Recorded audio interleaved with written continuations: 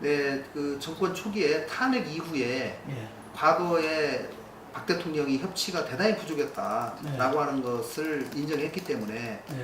그것에 대한 반성으로서 촛불 이후에 대통령 선거가 이루어졌기 때문에 새로운 대통령은 상당히 야당과 협치를 할 네. 가능성이 있지 않겠느냐. 특히 취임식에 국회에 와가지고 취임식 날 네. 야당을 국정의 파트너로 존중하고 더 협치 노력을 하겠다라고 말씀을 하셔서 기대를 네. 했습니다만은 네. 실제로 그 이후에 벌어지는 상황들을 보면 협치하고는 상당히 이 거리가 있는 행동들을 했고 특히 여당의 대표, 원내대표가 야당을 대하는 발언이라든가 이런 것들이 협치의 상대로 별로 생각하지 않는 듯한 그런 발언들을 상당 부분 한 것이 사실입니다. 그것이 또 야당 의원들을 자극을 했고 특히 국민의당에 대해서 여당 대표가 속 깊은 곳에 국민의당은 이 존재해서는 안 되는 정당 아니냐라고 하는 그런 내심이 조금씩 흘러나오는 듯한 그런 발언들이 저희들은 그렇게 느꼈거든요. 그래서 국민의당은 뭐 아예 당 존재 자체를 인정하지 않는다 느끼셨다는 거예요? 그 협치의 상대로 아니고 저기는 조금 가면 소멸하고 내년에 지방선거에서 우리가 죽이면 선거에서 확 저기를 하면은 저기는 소멸될지도 모른다라고 하는 소멸의 대상으로서 보고 있는 것이 아닌가라고 하는 저희가 의구심을 가졌어요. 근데 그런 것이 그런 상황이 보여진다고 하면 이거는 협치하기에는 쉽지 않지 않습니까? 뭐 다행히 최근에 뭐 여러 가지 그런 태도 변화가 있지만 저는 아직도 상당히 부족하다고 생각합니다. 그리고 진정한 협치의 상대로 특히 국민의당이 캐스팅 보트를 가지고 있는 국민의당 그래도 개혁에 대해서 같이 손잡고 할 정당이라고 생각한다면 좀 더 소통하고 좀 더 상의하고 사전에 상의하는 그런 노력이 필요하다. 사후에 통보하고 따라오라는 식이 아니라 그동안은 사실은 높은 대통령 지지율을 기반으로 해서 청와대가 결정하고 국민의당은 당연히 따라와야 하는 거 아니냐 이런 식의 태도를 보였던 것이 사실이거든요. 타당한 지적이라고 생각하고요. 협치의 상대와 함께 그런 어떤 방식의 그 협치의 틀을 만들어 갈 것인가 라고 하는 것에 대해서 서로 간에 고민이 있어야 된다고 생각합니다. 예, 그래서 예를 들면 뭐 연정을 뭐 시원하게 생각을 해가지고 같이 양당이 하는 방법도 있고 아니면 연정이 아니면은 다른 방식의 협치를 어떤 방식으로 이 정도 선으로는 우리가 앞으로 좀 해나가자. 그다음에 뭐 예를 들면 뭐 중요한 개각이나 뭐 하면 그런 것들에 대해서 예를 들면 어느 정도까지 이렇게 우리가 미리 좀 동의할 만한 그런 사람으로 이렇게 뭐 할 수 있는 서로 그런 여지를 고민한다든가 뭐 여러 가지 또 정책을 새로 내놓는다고 했을 때 국민들에게 많은 영향을 주고 특히 국회에서 그것이 최종적으로 결정되어야 된다는 상황이라고 한다면 그것을 예를 들면 정부가 내놓기 전에 같이 의논을 해서 이 정도는 어떠냐라고 해야지 일방적으로 내놓고 따라와라 했는데 우리가 볼 때는 이거 문제가 많다라고 했는데 그거를 지적 안 하고 그냥 무조건 따라갈 수는 없지 않습니까? 그러면 우리가 비판하면 뭐 비판한다, 반대를 하면 반대를 한다 이런 식으로 얘기해버리면 또 이제 그런 것이 반복이 되고 서로 비난을 하다 보면 또 뭐 협치가 잘 안 되는 그런 면이 있거든요. 저는 그것도 하나의 대안이라고 생각합니다.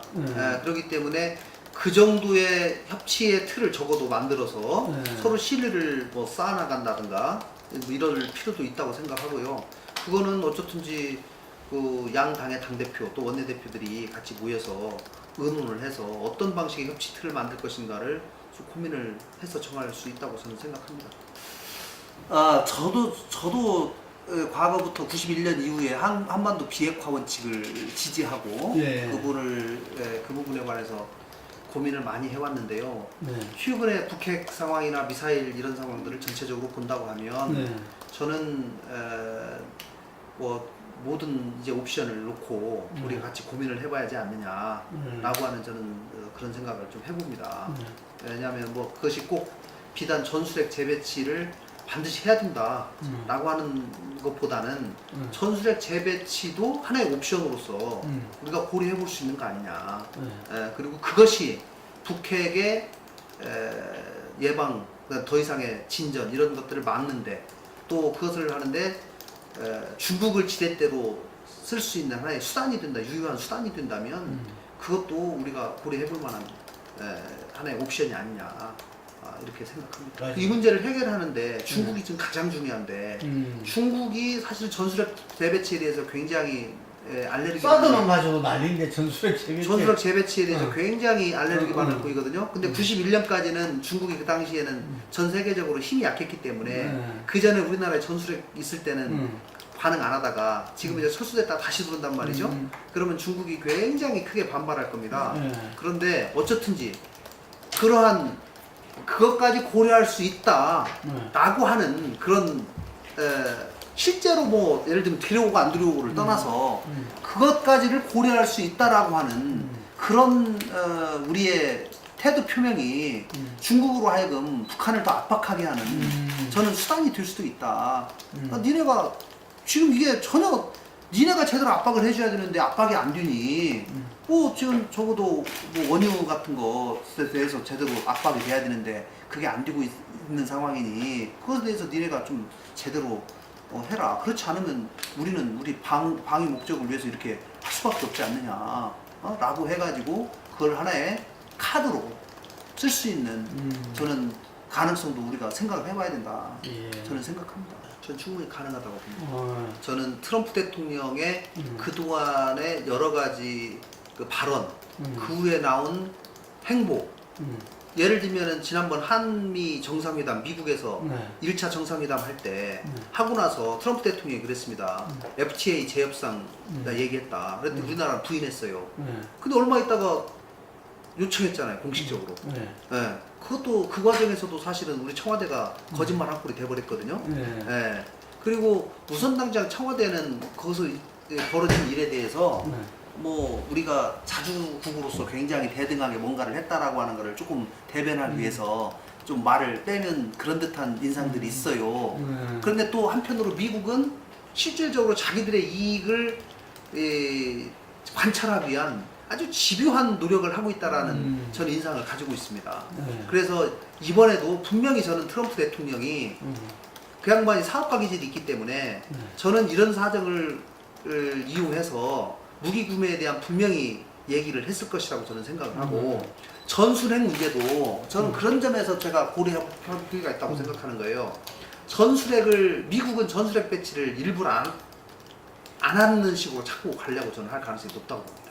왜냐하면 전술핵 배치를 안 하면 안 할수록 무기 구매를 해야 되니까 그거를 이용해서. 근데 만약에 우리가 오히려 그냥 전술핵 배치해라. 그러면 공패 균형을 이루는 데는 전술핵 가지고 오는 것이 가장 균형을 이루는 건데 전술핵을 만약 안 가지고 온다, 배치를 안 한다 그러면 거기에 상응하는 무기 구매를 굉장히 많이 해야 되거든요. 그렇기 때문에 미국 입장에서도 오히려 전술핵을 저는 안 할 가능성이 하지 않으려고 하는 의도가 저는 상당히 있을 수 있다. 저는 그렇게 생각해요. 국방장관도 미국 국방장관 위치가 중요하지 않다. 이런 이야기를 하고. 예. 그러면은 그 말은 그 말의 이면에는 야 그런 거 전술핵은 언제든지 우리가 갖다 쓸 수 있지만 니네 스스로 자주국방 제대로 하기 위해서는 무기를 첨단 무기를 더 많이 도입해가지고 그거를 한국의 대비 태세를 전비 태세를 더 올려야 된다, 국방력을. 이런 식의 얘기를 충분히 할 수 있는 얘기거든요. 굉장히 깝깝하죠. 그래서 저는 대통령이 굉장히 참 힘들 거라고 생각합니다, 사실은. 이럴 수도 있고 없고 저럴 수도 없고 한미동맹 깨지면 국민들은 불안해하고 또 그렇다고 해가지고 이게 이제 사실은 단추가 잘못 끼워진 건데요. 저는 최초의 단추가 박근혜 대통령이 있을 때 그 당시에 사드 배치 문제에서 단추가 정말로 잘못 끼워졌다고 저는 생각합니다. 당시에는 우리가 옵션을 가지고 있었기 때문에 사드에 대해서 그렇게 바로 결정하지 말고 국회에다 공을 넘겼어야 되는 거거든요.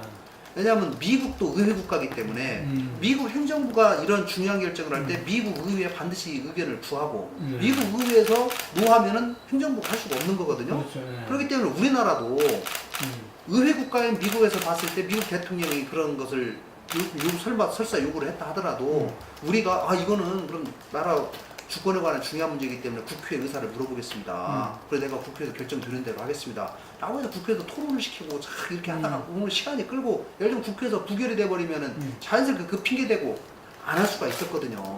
그런데 그걸 가지고 너무 그냥 쉽게 신속하게 결정을 한 것에 대한 그런 뒤에 부작용이 계속 따라오는 것이 아닌가 싶고, 그리고 그 사드 배치에 관한 결정을 대통령이 해버리기 때문에 대통령 그거를 할지 말지에 관한 의사결정을 대통령이 하는 것이다 라고 하는 인상을 줘버렸어요. 그래서 지금 모든 짐이 문 대통령에게 저는 가 있다고 생각합니다.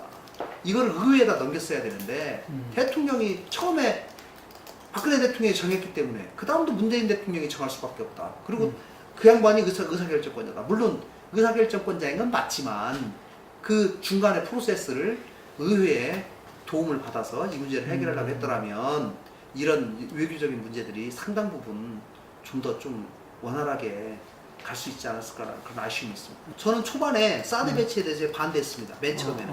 예. 그러나 미국하고 협정을 해가지고 이미 도입하기로 사인이 돼버린 마당에는 그 다음에는 국가 간의 신뢰 문제가 있기 때문에 또 북핵 위기가 더 예를 들면 또 위기가 더 고조되고 있기 때문에 그 다음에 중국이 또 우리를 압박하고 있는 상황에서는 오히려 신속하게 빨리 해야 된다. 그 다음에는 저희가 상황이 바뀌었기 때문에 이거는 병행할 수밖에 없다. 이렇게 얘기를 했었죠. 그러나 당시에는 옵션이 있었기 때문에 사드의 여러 가지 군사적인 효용 능력에 대해서도 사실 의문점이 좀 있었고, 이것이 갖는 외교적인 여러 가지 그런 점들에 대해서 종합적으로 고려해 봤을 때는 좀 더 신중하게 해야 된다 라고 하는 것이고, 당시에 제가 중국 대사도 사실은 개인적으로 좀 만나봤는데 중국 대사도 사드 배치의 불가피성에 대해서 한국이 얘기하는 것에 나름 이해를 한다. 그러나 사드 배치를 이렇게 쉽고 간단하게 그 다음에 이렇게 빨리 결정할 줄은 자기도 꿈에도 생각하지 못했다. 그리고 그 점에 대해서 충분히 좀 더 시간을 가지고 설득하고 상황 변화를 보면서 할 수 있었는데도 불구하고 왜 그걸 그렇게 했는지에 대해서 자기도 이해하지 못하겠다. 그런 얘기들을 사실 여러 번 했었거든요. 저희가 이 제보 조작 사건으로 국민들에게 큰 실망을 안겨드리고 신뢰가 많이 떨어지고, 그때 그것을 기화로 해가지고 지지율이 많이 하락한 것이 맞습니다. 근데 참 쉽게 그 국민들의 신뢰를 다시 회복해 나가기가 참 더디다 라고 하는 그런 것을 또 느끼고 있습니다. 그러나 지지율 회복이라고 하는 것이 어느 날 갑자기 하늘에서 떨어지는 무슨 선물처럼 이루어지는 것은 아니고 결국은 한 발 한 발 가고 국민들이 마음을 우리한테 다시 돌리기에는 꾸준한 노력이 있을 수밖에 없다. 다행히 안철수 대표가 최근에 이 대국민 행보를 하고 지방 순회 행보를 하면서 민심을 청취하려고 하는 노력을 꾸준히 하고 있기 때문에 추석 전에 이 전국을 한 바퀴 다 돌려고 지금 생각을 하고 있거든요. 그래서 그것이 끝나고 나고 그 다음에 당으로서는 또 제2창당위원회를 만들어서 어떻게든 당이 창당을 했던 초심으로 돌아가서 그런 제2창당을 하는 그런 여러 가지 노력들을 해나가자. 당헌당규도 정비하고 조직도 정비하고 인재도 영입하고 당도 혁신해 나가자라고 하는 그런 차원에서 여러 사업들을 펼치고 있기 때문에 그런 사업들이 좀 정상 궤도에 올라가고 조금 국민들에게 이 국민의당이 좀 바뀌고 있구나, 정신 차렸구나 라고 하는 것을 느낄 수 있도록 저희도 혼신의 노력을 다 할 수밖에 없다. 그리고 그런 것들이 가시적으로 조금씩 성과가 나타나면 저는 조금씩 나아질 것이다 생각합니다. 어쨌든지 안 대표께서도 그 대선 과정이나 그 과정에서 소통의 문제점에 대해서 지적을 많이 받았고요. 또 본인도 가장 중요한 것이 당내 소통, 또 그 우리 당에 있는 지역위원장들과의 소통, 또 국민과의 소통, 이런 것들이 가장 중요하다는 것을 깨닫고 있는 것 같습니다. 그래서 당대표 취임한 이후 처음 일주일은 당내 의원들과 개별적으로 전부 저는 39, 40명의 의원님들과 다 만난 것으로 제가 알고 있고요. 그 다음에 또 그 다음 일주일부터는 광주를 시작해서 광주, 전남, 전북 이렇게 지방 순회를 하면서 어쨌든지 당원과 국민들과의 만남, 소통을 위해서 과거에 보이지 못한 굉장히 많은 노력을 기울이고 있다라고 생각을 합니다. 그래서 그런 소통 노력이 뭐 갑자기 결실을 맺을 수는 없겠지만 저는 상당히 좀 효과를 발휘할 수 있을 것이다 생각합니다. 저희가 지방선거에서 특히 광역자치단체장 선거에서 좀 제대로 경쟁력 있는 후보들 영입해서 또는 당내에 있는 후보들을 잘 국민들 앞에 내놔서 좀 선거에서 뭔가 의미 있는 성적을 거둬야 되겠다는 생각을 가지고 있고요. 지금 현재 저희 당은 광역단체단체장은 지금 한 명도 없거든요. 그래서 저희가 적어도 서울, 그 다음에 호남에서 몇 개, 그 다음에 또 기초단체장, 광역의원, 또 기초의원이 있기 때문에 전국에 있는 모든 선거구에 저희 당의 공천자를 일단 내서 당당하게 싸워서 또 의미 있는 성과를 거둘 수 있도록 노력을 해야 되겠다는 생각하고 있고요.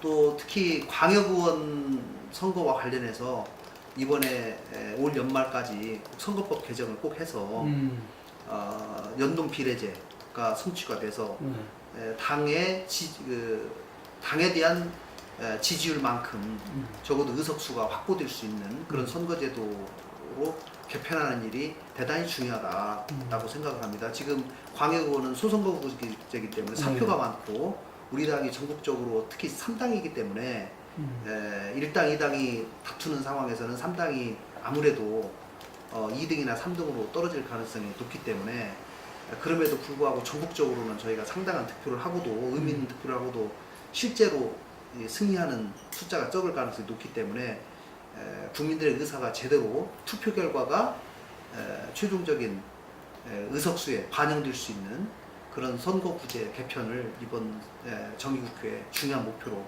생각하고 있습니다. 지금 국회에서 그 수십 차례 회의를 했고요.